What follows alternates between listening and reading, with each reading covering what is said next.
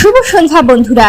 আজকের সন্ধ্যার বিশেষ খবরগুলি হলো আবারও জেলা প্রশাসনের উচ্ছেদ অভিযান, সরকারি জমি দখল মুক্ত করতে প্রশাসনের জোরদার উচ্ছেদ অভিযান। গতকাল শিলচর কাছাড় জেলায় চলল বুলডোজার দিয়ে উচ্ছেদ অভিযান। বিস্তারিত থাকবে প্রতিবেদনে। হাসপাতালে চিকিৎসার গাফিলতির অভিযোগে মৃত্যু হল রোগীর।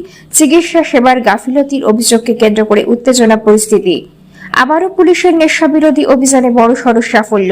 শ্রীভূমি করিমগঞ্জ জেলার পাথারকান্দিতে নেশা বিরোধী অভিযানে বিপুল পরিমাণ নেশা জাতীয় ইয়াবার ট্যাবলেট সহ 2 যুবককে গ্রেপ্তার করেছে পুলিশ। ভারত ও পাকিস্তান সম্পর্কের উন্নতিতে মোদী ও শরীফকে খোলা চিঠি। একাকিত্বের সুযোগে 6 বছরের শিশুকে কুকর্ম, পুলিশের সমঝে দিল জনতা। এবং শিলচরে বিজেপির উদ্যোগে মন্ত্রী, সাংসদ ও নবনির্বাচিত বিধায়কদের সংবর্ধনা। তাহলে বিস্তারিত খবরে যাওয়ার আগে অবশ্যই ভিডিওটিতে একটি লাইক দিয়ে চ্যানেলটি সাবস্ক্রাইব করে পাশের বেল আইকনটি বাজিয়ে রাখবেন এবং ফেসবুক পেজে দেখে থাকলে পেজটি ফলো করে ভিডিওটি শেয়ার করবেন যাতে সঠিক তথ্যগুলি সবার কাছে পৌঁছতে পারি। এবার শুনুন আজকের খবরের বিস্তারিত। প্রথম খবর, বড়খলায় জয়ন্তিয়া কালাইন সড়কে উচ্ছেদ অভিযান, বুলডোজার চালালো জেলা প্রশাসন। কাছাড় জেলার বড়খলা এলাকায় জয়ন্তিয়া কালামাইন সংযোগকারী সড়কের জারাইতলা এলাকায় সরকারি জমি দখল করে কালভার্ট ও নালার জল নিকাশি ব্যবস্থা বন্ধ করে রাখার অভিযোগে উচ্ছেদ অভিযান চালিয়েছে জেলা প্রশাসন। প্রশাসন সূত্রে জানা গেছে, দীর্ঘদিন ধরে একাংশ ব্যক্তি সড়কের পাশে সরকারি জমি দখল করে কালভার্ট ও নালা অবরুদ্ধ করে রেখেছিল। ফলে সামান্য বৃষ্টিতে জারাইলতলা এলাকায় কৃত্রিম জলবদ্ধতা সৃষ্টি হয়। এতে প্রায় 60 থেকে 70টি পরিবারের বাড়িতে জল ঢুকে ব্যাপক দুর্ভোগের শিকার হতে হচ্ছিল বাসিন্দাদের।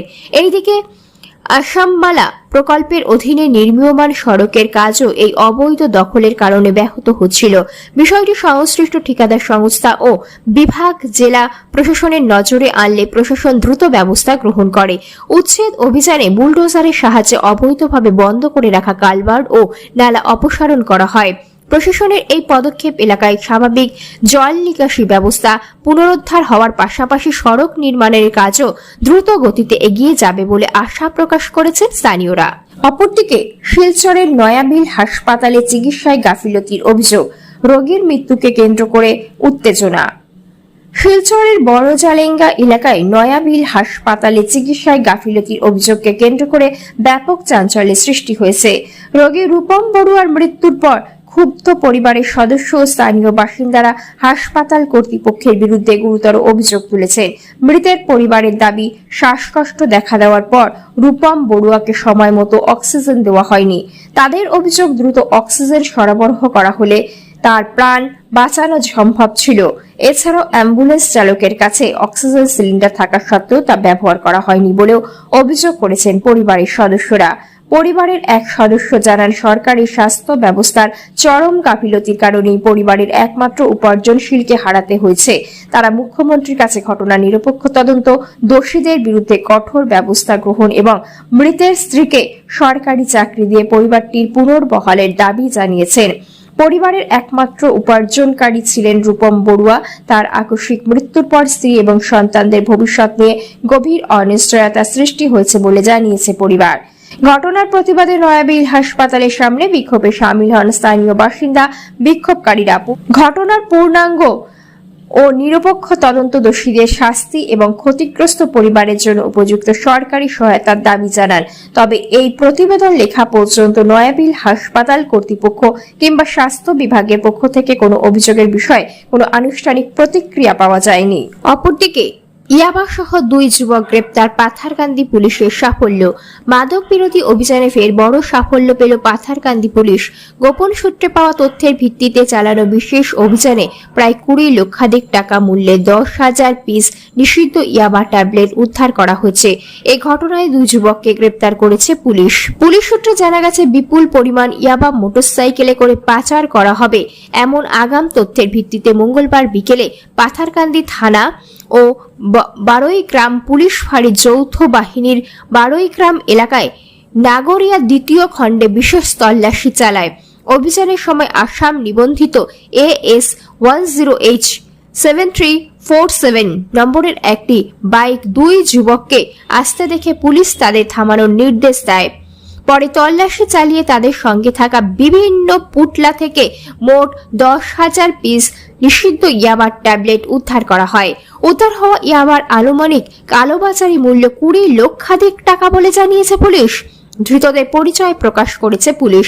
গ্রেপ্তার দুই যুবক হলেন 26 বছর বয়সী জাকির হোসেন এবং 32 বছর বয়সী আফতার উদ্দিন। তাদের উভয়ের বাড়ি পাথারকান্দি এলাকার সোনাতলা গ্রামে। প্রাথমিক জিজ্ঞাসাবাদের ভিত্তিতে এই বিপুল পরিমাণ ইয়াবার উৎস, সম্ভাব্য গন্তব্য এবং এর সঙ্গে জড়িত অন্যান্য ব্যক্তিদের সন্ধানে তদন্ত শুরু করেছে পুলিশ। তদন্তকারীদের ধারণা এর পেছনে একটি সক্রিয় মাদক পাচার চক্র কাজ করছে। সেই চক্রের অন্যান্য সদস্যদের শনাক্ত করতে তদন্ত আরও জোরদার করা হয়েছে। ধৃতদের বিরুদ্ধে মাদকদ্রব্য নিয়ন্ত্রণ আইনের সংশ্লিষ্ট ধারায় মামলা রুজু করা হয়েছে। বুধবার তাদের জেলা সিজিএম আদালতে তোলা হবে বলে পুলিশ জানিয়েছে। অপরদিকে ভারত পাকিস্তান দ্বিপাক্ষিক সম্পর্কের উন্নতিতে মোদী শরীফকে খোলা চিঠি। ভারত ও পাকিস্তানের মধ্যে দীর্ঘদিনের তিক্ততা কাটিয়ে দ্বিপাক্ষিক সম্পর্ক স্বাভাবিক করার আহ্বান জানালেন দুই দেশের 117 জন বিশিষ্ট নাগরিক। Centre for piece and progress এর উদ্যোগে প্রধানমন্ত্রী নরেন্দ্র মোদী এবং পাকিস্তানের প্রধানমন্ত্রী শাহবাজ শরীফের কাছে একটি যৌথ খোলা চিঠি পাঠানো হয়েছে। চিঠিতে সই করেছেন ভারতের 61 জন এবং পাকিস্তানের 56 জন বিশিষ্ট ব্যক্তিত্ব। তাদের মতে দুই দেশের দীর্ঘস্থায়ী শত্রুতা কোটি কোটি যুবকের ভবিষ্যৎ, সমৃদ্ধি ও নিরাপত্তার পথে বাধা হয়ে দাঁড়িয়েছে। শান্তি ও উন্নয়নের লক্ষ্যে একাধিক আস্থাভাজন পদক্ষেপ গ্রহণের আর্জি জানানো হয়েছে এই চিঠিতে, যার মধ্যে উল্লেখযোগ্য ভিসা পরিষেবা স্বাভাবিক করা এবং বাণিজ্যিক বিমান চলাচলের জন্য আকাশপথ পুনরায় খুলে দেওয়া, আট্টারি ওয়াঘা সীমান্ত দিয়ে বাণিজ্য ও যাতায়াত ব্যবস্থা পুনরায় চালু করা, শ্রীনগর মুজফ্ফরবাদ বাস পরিষেবা এবং অন্যান্য আন্তঃসীমান্ত যোগাযোগ ব্যবস্থা পুনরুদ্ধার করা, কর্তারপুর সাহেব করিডোর এবং সারদাপীঠ দর্শনের সুযোগ বৃদ্ধি করা। চিঠিতে স্বাক্ষরকারীদের মধ্যে ভারতের ফারুক আব্দুল্লাহ, মেহবুবা মুফতি, মনোজ ঝা এবং পাকিস্তানের খুরশিদ মোহাম্মদ কাসুরি, আশরাফ জাহাঙ্গীর কাজীর মতো ব্যক্তিত্বরা রয়েছেন। তারা দাবি জানিয়েছেন কাশ্মীর সহ সমস্ত অমীমাংসিত বিষয়ে 2004 থেকে 2007 সালের আলোচনার কাঠামোর ভিত্তিতে নতুন করে সামগ্রিক দ্বিপাক্ষিক আলোচনা শুরু হোক। এছাড়া সেনা প্রত্যাহার, উত্তেজনা হ্রাস এবং উভয় দেশের নিরাপত্তা সংক্রান্ত উদ্বেগ নিরসনের কথাও বলা হয়েছে। চিঠিতে স্পষ্টভাবে উল্লেখ করা হয়েছে যে এটি কোনো নির্দিষ্ট রাজনৈতিক অবস্থানের সমর্থন নয়, বরং প্রায় 200 কোটি মানুষের ভবিষ্যৎ ও কল্যাণের স্বার্থে আলোচনার আহ্বান।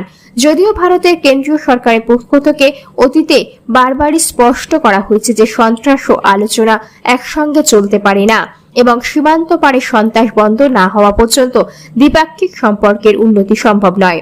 এই যৌথ অ্যাপিল দক্ষিণ এশিয়ার দুই প্রতিবেশীর মধ্যে দীর্ঘদিনের অচলাবস্থা কাটিয়ে শান্তি, সহযোগিতা ও উন্নয়নের পথে ফেরার একটি বার্তা হিসাবে দেখছেন স্বাক্ষরকারীরা।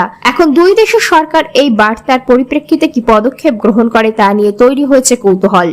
একাকিত্বের সুযোগে 6 বছরের শিশুকে কুকর্ম, গণধোলাই দিয়ে যুবককে পুলিশে দিল জনতা। সভ্য সমাজে ফের এক কলঙ্কজনক অধ্যায়। ঘরে মা বাবা না থাকার সুযোগ নিয়ে মাত্র 6 বছরের এক নিষ্পাপ শিশুকে পাশবিক নির্যাতনের শিকার হতে হলো। ঘটনাটি ঘটেছে ধলাই থানা এলাকার পানিভরা গ্রাম পঞ্চায়েতের পুথুর থলপঞ্জিতে। এই জঘন্য কাণ্ডের পর তীব্র উত্তেজনা ছড়িয়ে পড়ে গোটা এলাকায়। অভিযুক্ত 35 বছর বয়সী কামাসক্ত লম্পট প্রদীপ কালিন্দিকে জঙ্গল থেকে পাকড়াও করে গণধোলাই দিয়ে পুলিশের হাতে সোদর্প করেছে উত্তেজিত জনতা। গুরুতর আহত ও রক্তাক্ত শিশুটিকে চিকিৎসার জন্য শিলচর মেডিকেল কলেজ হাসপাতালে ভর্তি করা হয়েছে। স্থানীয় সূত্রে জানা গেছে পুথুরথল পুঞ্জির এক দম্পতির 6 বছরের একটি শিশু কন্যা রয়েছে। শিশুটির বাবা কাজের সূত্রে গুয়াহাটিতে থাকেন এবং ঘটনার দিন তার মা ছোট্ট মেয়েটিকে ঘরে রেখে পার্শ্ববর্তী জঙ্গলে জ্বালানির কাঠ সংগ্রহ করতে গিয়েছিল। ঘর ফাঁকা থাকায় সেই সুযোগ নেয় রুকনি বাংলা টিলার বাসিন্দা প্রদীপ কালিন্দি। 35 বছর বয়সে ঘরে ঢুকে শিশুটির ওপর পাশবিক নির্যাতন চালায় বা জঙ্গল থেকে বাড়িতে ফেরার পর শিশুটি কান্নায় ভেঙে পড়ে এবং শরীরের একাধিক অংশে আঘাতের চিহ্ন দেখিয়ে মায়ের কাছে লম্পট প্রদীপের কুকীর্তির কথা ফাঁস করে। ঘটনার ভয়াবহতা শুনে মা তৎক্ষণাৎ গুয়াহাটিতে থাকা স্বামীকে ফোন করে বিষয়টি জানান এবং প্রতিবেশীদের খবর দেন। নৃশংস এই ঘটনার খবর চাউর হতেই গোটা এলাকায় তীব্র ক্ষোভ এবং উত্তেজনা ছড়িয়ে পড়ে। খবর পেয়ে হিন্দুত্ববাদী নেতা অমলেন্দু দাস সহ স্থানীয় বাসিন্দারা ক্ষোভে ফেটে পড়েন এবং অভিযুক্ত প্রদীপের বাড়িতে চড়াও হয়। এরপর বেগতিক বুঝে সে আগেই এলাকা ছেড়ে চম্পট দেয় অভিযুক্ত। ঘটনার খবর পেয়ে ধলাই থানার অফিসার ইনচার্জ সর্বেশ্বর কুয়ার দ্রুত পদক্ষেপ নেয়। তিনি কাল বিলম্ব না করে আহত শিশুটিকে উদ্ধার করে শিলচর মেডিকেল কলেজ হাসপাতালে পাঠানোর ব্যবস্থা করেন এবং একটি মামলা নথিভুক্ত করে তদন্তে নামেন। আজ সকালে খবর আসে অভিযুক্ত প্রদীপ কালিন্দী রুকনি বাংলাটিলা এলাকার জঙ্গলের একটি বাড়িতে আত্মগোপন করে রয়েছে। খবর পাওয়া মাত্রই হিন্দুত্ববাদী নেতা অমলেন্দু দাস এবং স্থানীয় জনতা সেখানে হানা দেয়। লম্পট প্রদীপকে চারদিক থেকে ঘিরে ফেলে ধরা হয় এবং উত্তেজিত জনতা তাকে উত্তম মধ্যম ধোলাই দিয়ে পুলিশের হাতে তুলে দেয়। পুলিশ সূত্রে জানা গেছে ধৃত প্রদীপ কালিন্দী মূলত রুকনি বাগানের বাসিন্দা। সেখানে তার প্রথম স্ত্রী ও 2 সন্তান রয়েছে, কিন্তু তাদের ফেলে রেখে সে অন্য এক মহিলাকে বিয়ে করে গত কিছুদিন ধরে পানিভরা গ্রাম পঞ্চায়েতের পুথুরথল পুঞ্জিতে এক ব্যক্তির বাড়িতে ভাড়া হিসাবে বসবাস করছিল। এই ঘটনার পর ধলাই জেলা জুড়ে ব্যাপক চাঞ্চল্যের সৃষ্টি হয়েছে।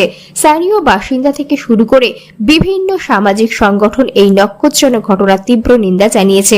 দ্রুত লম্পট শিশু নির্যাতনকারী প্রদীপ কালিন্দী দৃষ্টান্তমূলক শাস্তি ও ফাঁসির দাবিতে সরব হয়েছেন এলাকার সর্বস্তরের মানুষ।